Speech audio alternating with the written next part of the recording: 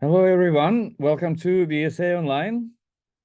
And today it is my great pleasure to welcome Kevin Zhou from University of California, Irvine. So he will present his talk on generalized holographic reduced representations. And before I leave the floor to him, I just want to send a message to the entire community, to whoever will be listening to this talk and other talks of our webinar. So please spread the word about these events.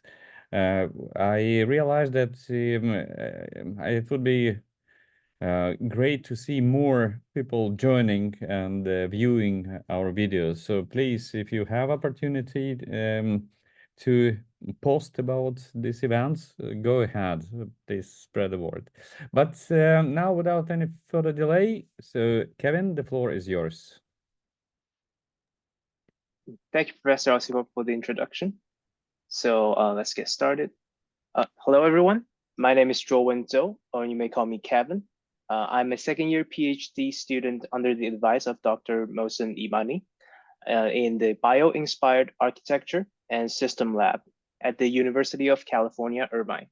And today, I'd like to introduce some of our recent work by my friends and colleagues, Calvin, on generalized holographic reduced representation.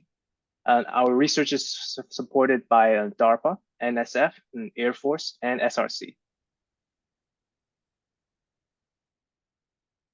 So to give some motivation of our GHRR, the hyperdimensional computing is a bio-inspired computing framework that combines symbolic and connectionist AI features through a high-dimensional, typically fixed-dimensional vectors.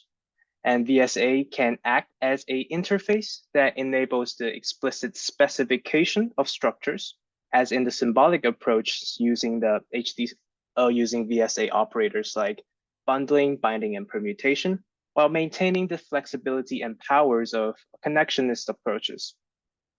So, however, most VSA variants, such as the HRR, FHRR, binary spatter code, and the multiply add permute schemes leverage commutative binding, which could cause ambiguity in representing certain structures. And the structures that we're going to look into would be a simple example of a nested structure. So in the case if we want to encode a tree structure where the leaf nodes has values, easy way we could potentially do this is to assign value hypervectors to each of these nodes according to some encoding scheme, and to represent the relation between these leaf nodes with respect to its parent, we can generate hypervectors, key hypervectors K1 and K2, representing whether or not it is a left child or a right child of the current parent. So to encode perhaps the subtree, tree to the left of this image, we may encode the parents as the bundling or superposition of the association between the value hypervector and its relation to this parent, left or the right child. We can do the same thing with the right subtree. So this scheme this scheme cannot be extended generally when we want to stack the subtrees to each other because of the commutativity of binding. So if we want to connect these two subtrees, and if we use the same schema where we bind the current value of our node with the key hypervector representing the left child or the right child, because of the commutativity of the binding operators, we can see that both the Vs2 and Vs3 are bound with the product of K1 and K2. Since they're equivalent, the representation could get confused, and hence this is not a proper reflection of this corresponding structure. In practice, this is usually fixed by adding a permutation in between the hierarchy. However, sometimes it could be hard to control the degree of correlation we want with respect to the relation of the binary trees. Recently, it's also been brought to our attention. It's actually a recent presentation of VSAONLINE this season, which is the topic of the incompatible question in modeling cognitive system behavior. So,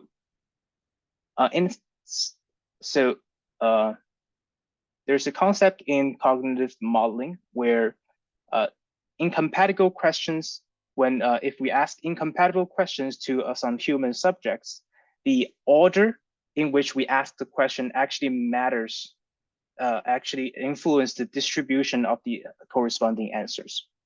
To give an intuitive example, if you ask me, "Are you happy?" and maybe I didn't sleep well, or I haven't eaten today, so I was a bit grumpy, I would say no. But if you ask me, "Am I employed?" I would say yes, because I am currently a PhD student. However, if you ask me the other way around, it is possible that obviously I will still be say yes to the "Are you employed?" question, but I might have a higher probability of answering "Am I happy?" because I am essentially primed by the answer to the employment. So with respect to that, for the purpose of this work, we're interested in introducing or extending a VSA variant to support a non-commutative binding operation. We believe that it could improve HDC's ability to handle intricate structures while preserving its advantage in interpretability and noise robustness. So for this work, we'll introduce this GHRR to support a non-commutative binding. In particular, for this presentation, we'll show that our GHRR satisfy the basic representational and transformational property that are usually desired in HDC, such as quasi-orthogonality between the base hypervectors. We will explore the kernel reproduction and binding properties of the GHRR representation, and provide an interpretation of binding in GHRR as a interpolation between FHRR and the tensor product representation. And finally, we'll show some empirical results on GHRR to study its behavior and its consequence of non-commutative binding, and discuss its memory capacity, as well as some other interesting behavior we can do with the additional extended parameters.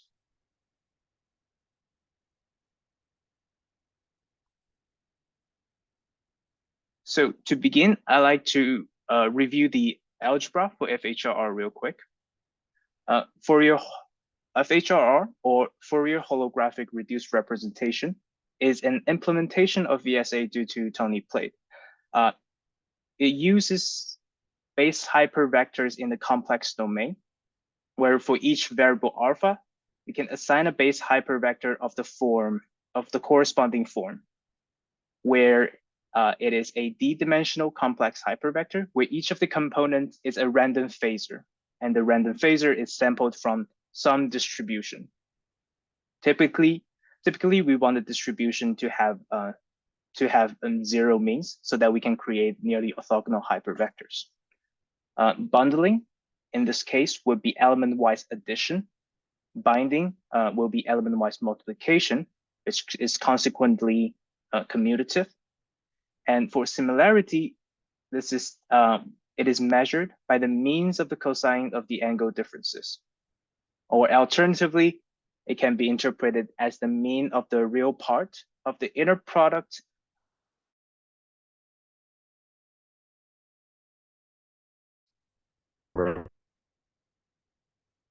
So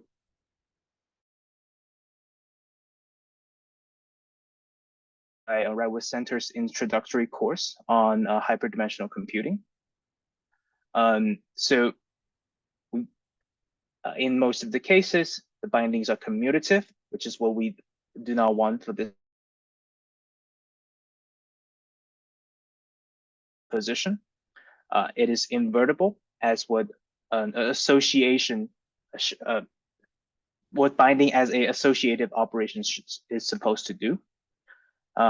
Likewise, the result of the binding should also be dissimilar to its argument.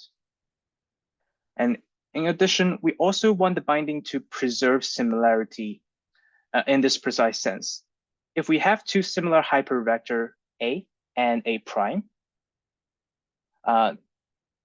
binding it with the same hypervector B should still have still preserve some similarity between the two. In particular, if B is a base hypervector or a norm preserving hypervector, this similarity is preserved exactly. And for our work, we hope to drop commutativity while preserving the rest. So GHRR is inspired by essentially the theory of unitary group.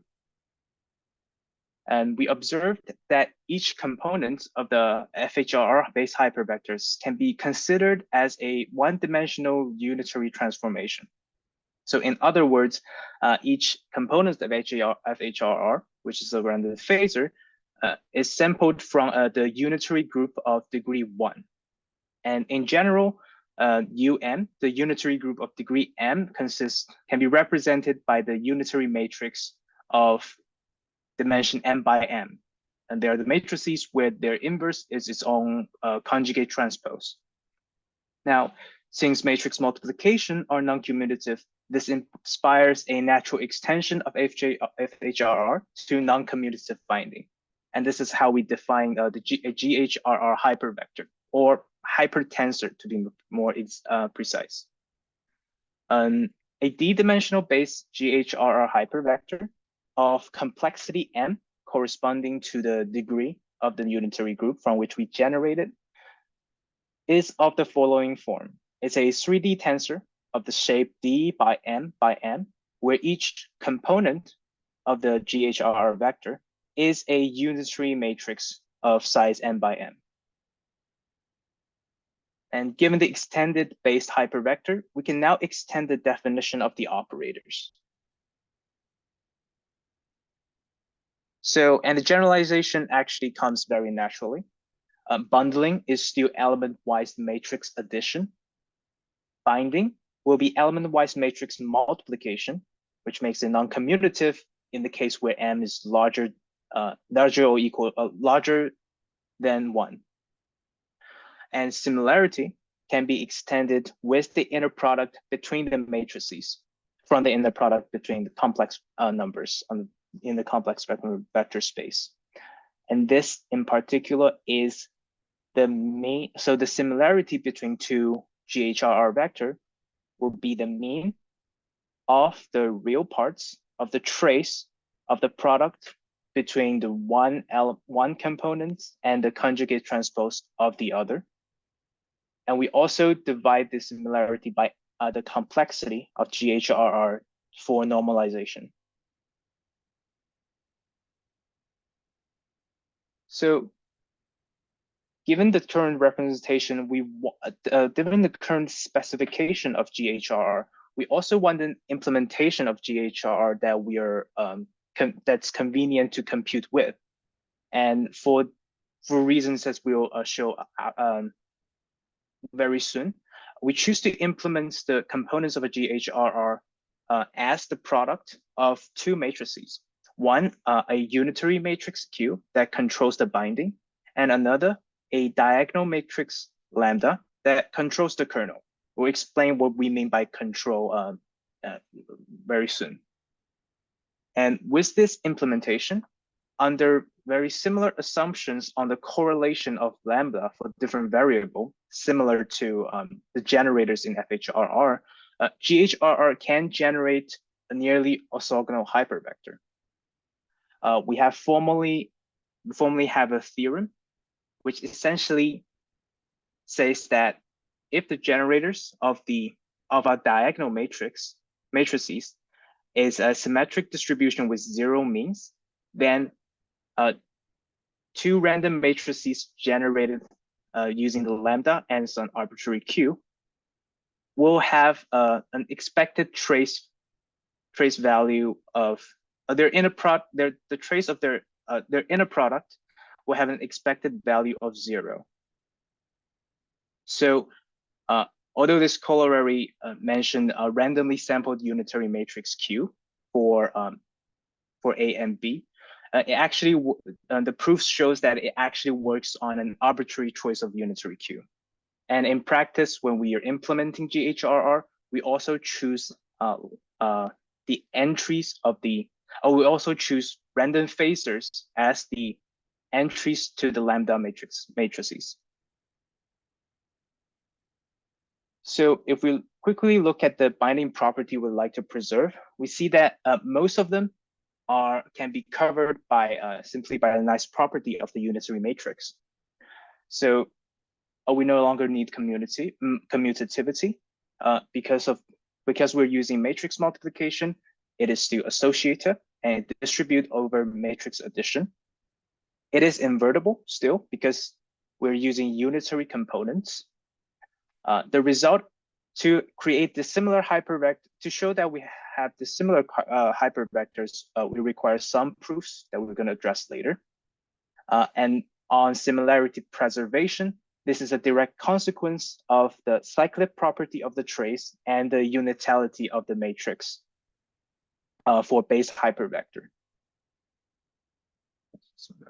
So going back to the claim that binding will create dissimilar hypervectors, we've proved that in expectation, it is the case. Let's see. So in particular, if we impose the constraint where the correlation or the covariance between the generators of two GHR hypervectors is 0, then in expectation, first of all, they will be their similarity will converge to 0, and moreover, the product of the two GHR hypervector will also be nearly orthogonal to the product will also be nearly orthogonal to its argument. So we're on this from the analytic perspective, we're still working on the concentration results corresponding to these expectation results, but empirically, we found that this is we found that the concentration of the similarity is relatively reasonable. In particular, we can demonstrate near orthogonality in all of the 3 following cases. One is which we see near orthogonality among randomly generated hypervectors with fixed Q. So if we only randomized lambda according to the constraint that we impose, we can get nearly orthogonal hypervectors. This is also the case if we randomize all the Qs, and we also will have dissimilar hypervectors among the bound hypervectors.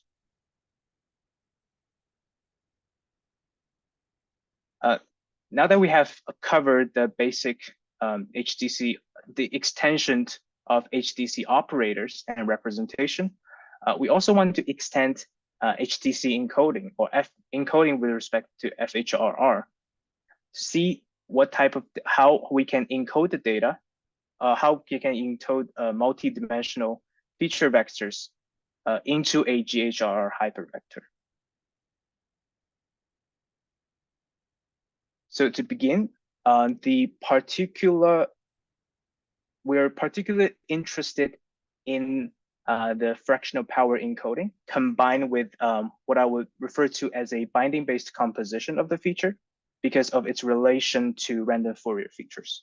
So fractional power encoding can encode a real scala by essentially exponentiating its base hypervectors by its own value. And for multidimensional data X, many methods of combination exist, such as the positional ID encoding.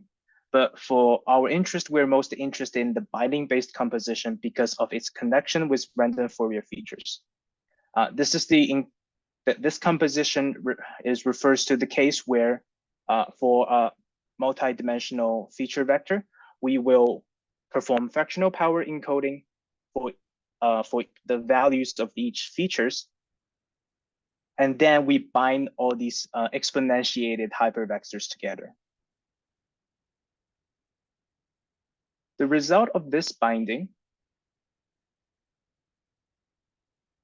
a result due to theory of random Fourier features and Bogner's theorem is that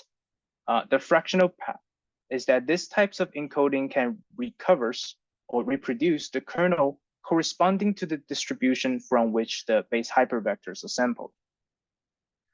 In particular, if we have this encoding for which the base hypervectors are sampled from a certain from a probability distribution, Bogner's theorem implies that there is a corresponding kernel shift invariant kernel functions over the feature space for which the similarity between the hypervectors converges to. If we use normal distribution, we can get the radial basis function kernel, and in the case of uniform, we'll get the sinc kernel. So we ask the question of, can GHRR do the same? Or in other words, can we have some kernel reproducing behavior?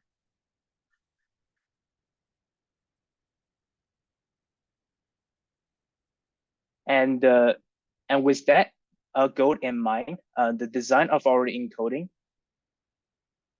is as follows. Our implementation of GHRR require us to consider essentially two functions when it comes to encoding.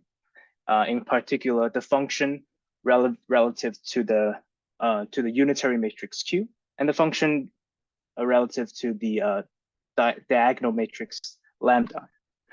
And as it finds out, it is sufficient for us to only consider Q to be fixed across the GHR components for the kernels to be to have a kernel reproducing capability. So our encoding for our GHR encoding works as follows. So for a GHR vector, where lambda j equals to the diagonal matrix of this following form, we may induce a corresponding encoding of the hypervectors, where each component of the GHR hypervector is the product of two matrices. The first matrix is the unitary matrix. It's a unitary matrix whose value depends on Q, and the other is a unitary matrix. It's a diagonal matrix whose value depends on X, and in particular, the diagonal matrix lambda has entries lambda jk on the diagonal, where lambda jkx equals to the e to the I w times the dot product of the feature vectors and the weight and the weight vectors that we associated with.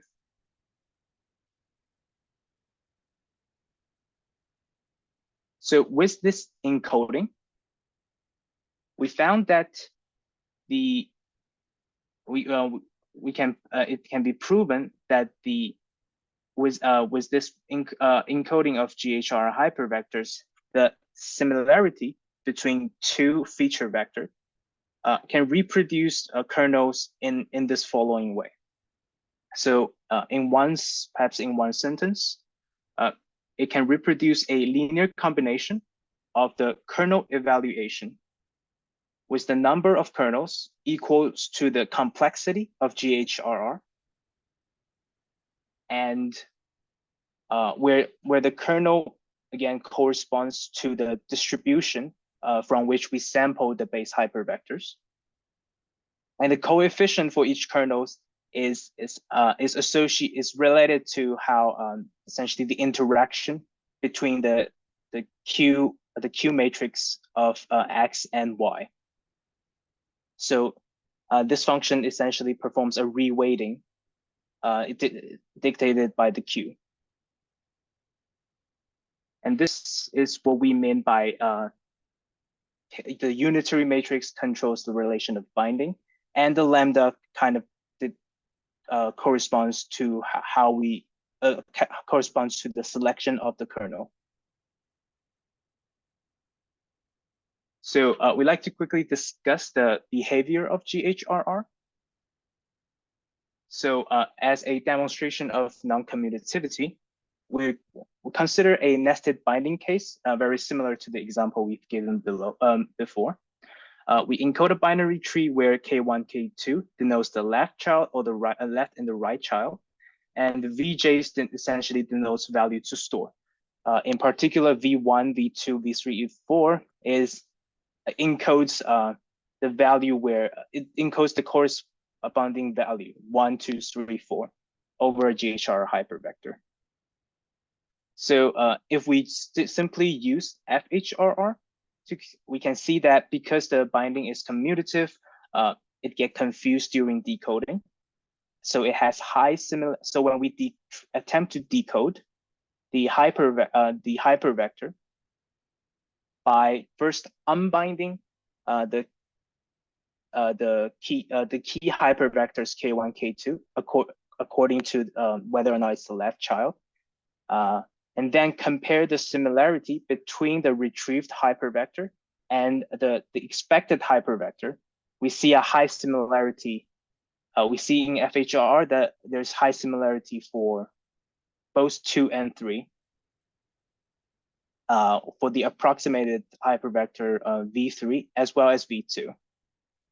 While in the case of GHRR, we can see that the similarity is expectedly we can see that we observed the similarity that we want, which is that the approximate hypervector corresponds only to the value that it is supposed to be. So now that we have non-commutativity, another question we ask is that what is the price when it comes to the memory capacity of a GHRR? So to compare that, we want to compare FHRR and GHRR using the same number of dimension. So we'll be comparing an FHRR hypervectors of dimension m squared d with a d-dimensional GHRR vector of complexity n. So it will be using m by m vectors, m by m matrices. And the result is that we have comparable memory capacity compares to the FHRR. So to begin, when m equals to 1, the GHR representation collapses to the FHRR. And if we look at the left figure, where we still allow the confusion without permutation, we encode trees. We encode values in the same way we encode the we perform encoding of a tree structure using the similar framework we have here. And depending on the tree depths, the number of bundled items essentially increases. So what the two figure implies is essentially that as the depths of the tree grows, there is more hypervectors than we need to memorize into one one hypervectors. So the decoding capability will decrease as the noise increase. In the case where there's no permutation, we see that the FHRR, the case where m equals to 1, will immediately have decreased decoding accuracy because of the confusion, while a GHRR hypervectors with higher complexity seems to perform slightly better, but there's still some confusion because of the correlation between permuted cases. If we eliminate all the permutation, if we fix FHRR by eliminating or consider the permutations to be distinct object, we see that the memory capacity of GHRR and FHRR are similar. And this is measured by the decoding accuracy of the tree structure. So collectively, the result suggests that using GHRR to encode data structure might provide a simpler implementation by avoiding permutation of a nested structure, whose decoding accuracy can degrade gracefully as the size of the data structure saturates the representation. This is comparable to that of FHRR.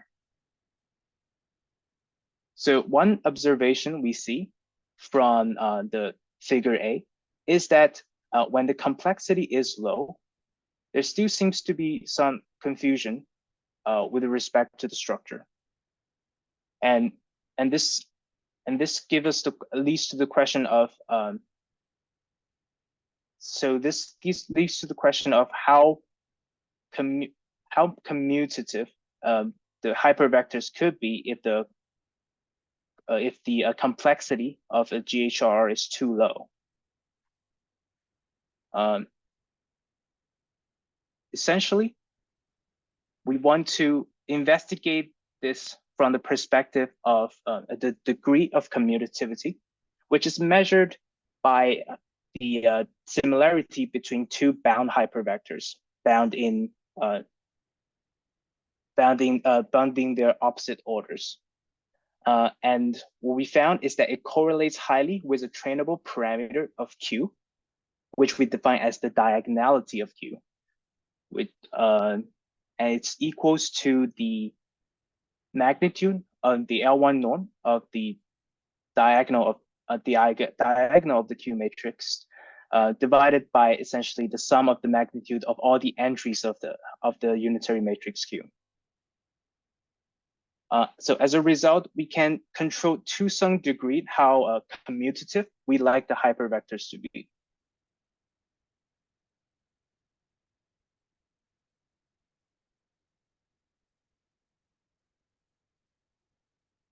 And finally, I'd like to.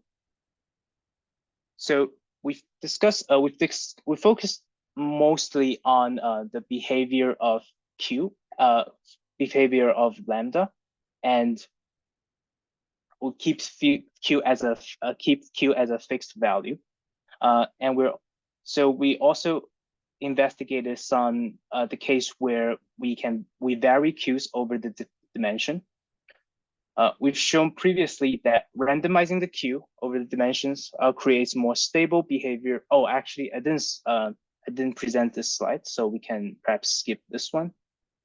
But in general, we're interested to see how varying Q can change the behavior of binding.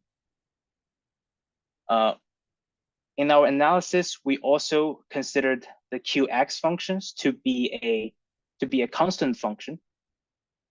And in the future, we're interested in looking into an input-dependent Q. This is because we know that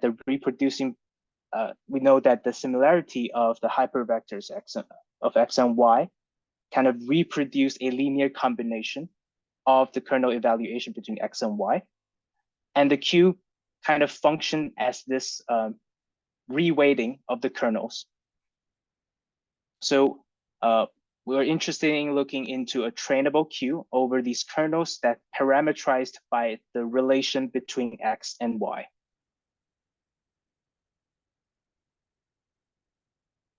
So one thing we're interested in looking into is an alternative way of encoding. So one very nice thing about the combination of fractional power encoding is, and binding-based composition, as mentioned, is its correspondence with random Fourier features that reproduces the kernel.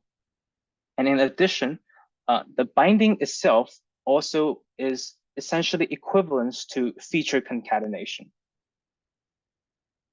So we're interested to see if GHRR, there is a equivalent extension of the GHRR FP fractional power encoding plus binding-based composition. So in particular, we want to see if there's an efficient way of doing this, because ideally, with the extension, it's easy to say one way we can. So the extension is pretty natural. Just like FHRR, we can assign or do a fractional power encoding of each feature of the value of each features for a base GHR hypervector, and then perform binding across these across the feature hypervectors. However, since we're using matrix multiplication as binding, this will require quite essentially a fast and sequential matrix multiplication for high dimensional features. And we're actively looking into an efficient way for implementing such mechanisms. And because this is what would make this encoding actually practical, as opposed compared to the encoding that we proposed formally. We're also interested in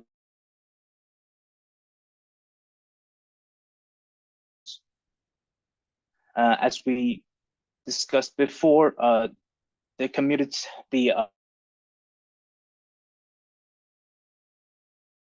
RR is non-commutative, so we hope that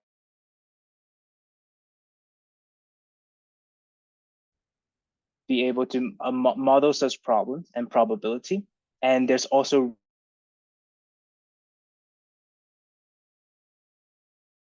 the recent work that models the neuroprobabilistic computation with the vector symbolic architecture. So we're looking into extending the probabilistic framework over GHRR. And to summarize, we introduced GHRR as an extension of FHRR to support non-commutative binding. We introduced GHRR encoding for multi-dimensional data and discussed its kernel reproduction as a linear combination of multiple kernels whose coefficient is dictated by the unitary matrix Q. And finally, we studied the non-commutativity and memory capacity of GHR hypervectors in encoding and representing nested structures.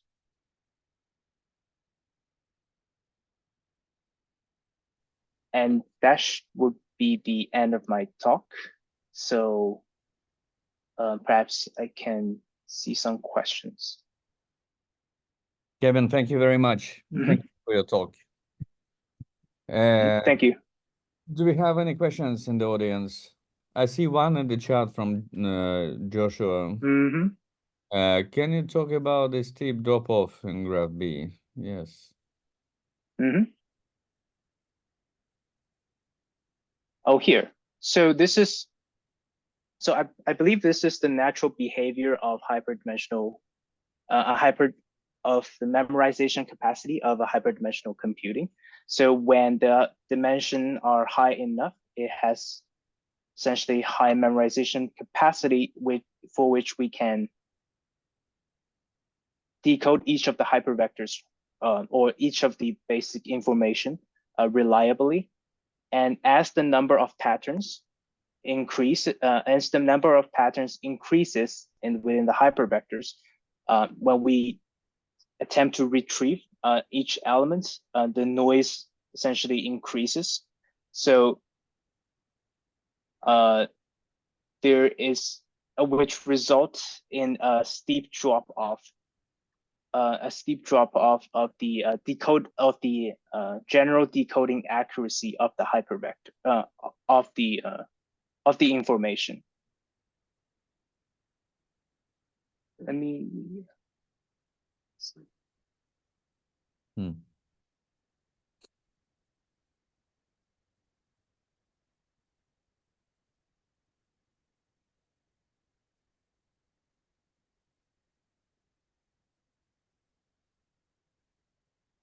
Jeff? Hi, yeah, thanks for your talk. Early on, you talked about this lambda being this diagonal matrix. Was it? Mm-hmm. I mean, it seemed then it moved on to complex, actually unit modulus complex elements in the diagonal. Was that always the intention, or do you sometimes use it with not unit, like with just real numbers? I guess real number, yeah. Because later on, you basically have the unit modulus complex numbers, which basically just implements a phase shift. Is that the idea? Is that always how you use it? Oh yeah, it's our intention to use random phasors for the diagonal matrix. Okay. Yeah, it's an interesting idea. Thank you. Thank you. From my side, I sit and kind of try to think about interpretation of this generalized HRR in the neuromorphic context, because in FHRR they have quite straightforward link to, for example, phases of spiking activity. So when you have matrices, it's kind of not very obvious. I mean, how to interpret it. Did you think anything about it? This is a very good question as well, because we noticed that computing with Q is actually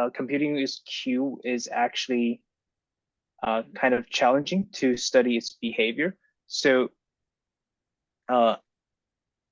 in the case where Q is a constant matrix across the dimension,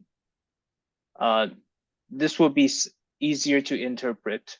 But in general, this is a work that we'll be looking into in the future. But yeah, that's a very good question. Mm-hmm. Well, and maybe, I mean, not totally serious question. Why do you still call them vectors? I guess just out of habits. I guess I would call it GHR or perhaps hypertensors to be more precise.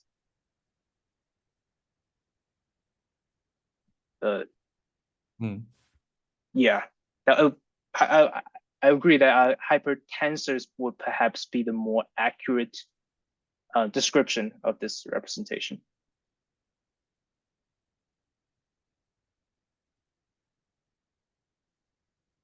But maybe I missed. I mean, did you make it from your presentation? Did you make a link to tensor product representations? Oh yes, I think. Maybe I just. Oh, I might have hide the slide for this one. Let's see. Okay, I'm gonna stop sharing real quick, just to make sure I get the slides out.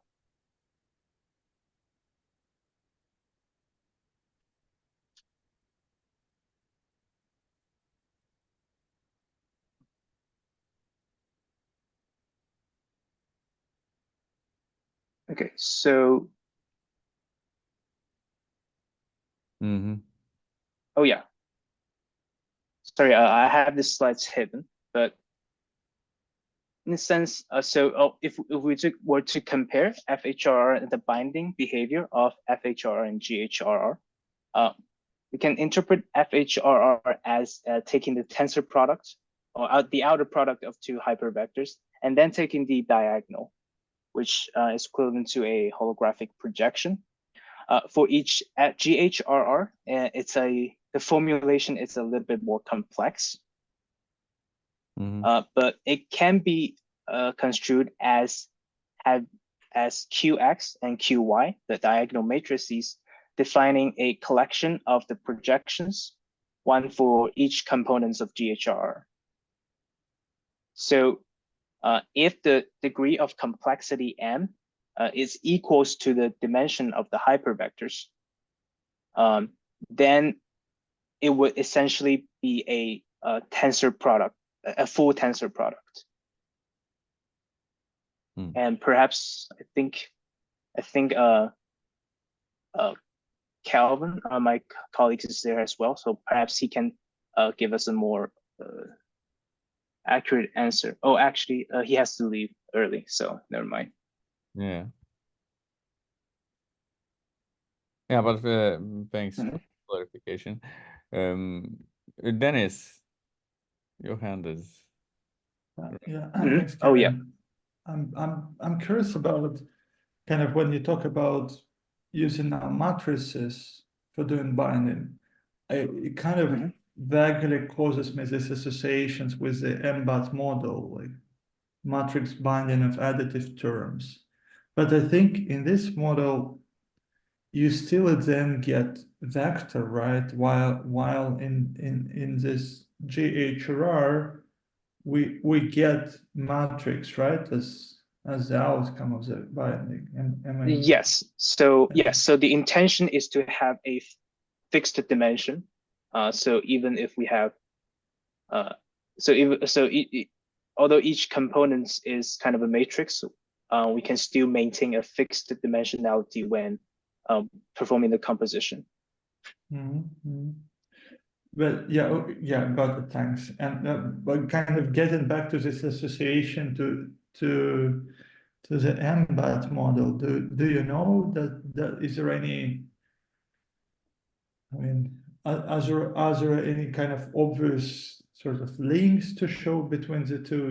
Is it actually possible maybe to actually generalize MBAT and show what's kind of going on, or to show why sort of it's a good idea not to stay within the vector and like not to the vector matrix multiplication. So that's effectively what MBAT is doing, but instead stay within vector multiplication. I guess non-commutativity is one obvious answer. So if you solve the task that you aimed at solving, but maybe there is something more there.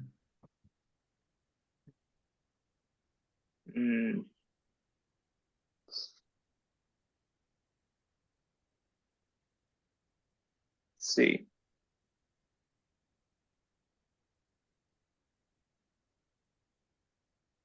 I mean, it's okay if it doesn't ring the bell. I just wanted, to shoot some reflection out. So. For sure. I think because I myself is not too good at on the mathematical analysis part. So I definitely have some trouble understanding that this having insight into this aspect as much as I guess my colleagues Calvin. But I can definitely ask the question, like deliver the questions to him so that maybe perhaps he can provide more insight into this question as well. Yeah, but as far as my motivation goes, I think it's the main things that we're interested in was non-commutativity. Yeah, right. Yeah. Yeah, makes sense. Yeah, so are you continuing this this work towards I mean any further, or it's kind of complete and stable? Sorry, could you repeat the question? Are you? Are you taking this work further? I mean, are you developing this idea further, or Mhm. you kind of finished with it? Oh, there's a lot of ground. Actually, there's a lot of grounds to cover with respect to analyzing and seeing the application of GHRR. For example, one example I provide is that the let's see, many of our results on discussing the similarity and the dissimilarity of the hypervectors and the kernel reproduction focus on values in focus on the convergence in expectation, but we still need to generate results on the variance and the concentration. So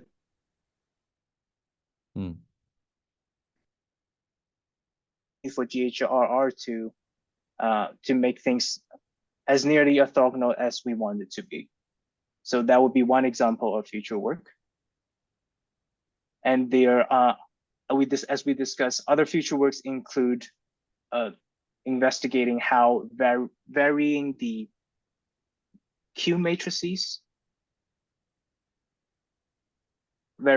how different selection designs of Q matrix will change how it will change the behavior of GHR hypervectors. Yeah, that makes sense. Absolutely. Benti, I think your hand is up. There's a couple of slides back. You had the slide there where you compared the same desirable properties, except that you were not sure about. There was one question mark. Go back. Let's see now. It was when you compared, the sort of the favorable properties of this of binding? Non-community binding, but then there was one question mark. I just wonder, whether, and this is just the question, I don't see it immediately, whether just the property that the binding, it retains similarity, that if from that it would actually follow that the result would be the result of binding is dissimilar to its arguments. That it, I don't know if that would follow just from the fact that the binding preserves similarity. If you work out the algebra, the answer proves out to be yes or no, but I don't know if you have done that. It's just curious. It's curious to me that if it retains similarity, that somehow then you would, however, you would lose the similarity of the arguments, that they could be similar. That's just something to think about. I think you did some experiments. But didn't have an analytic answer one way or the other.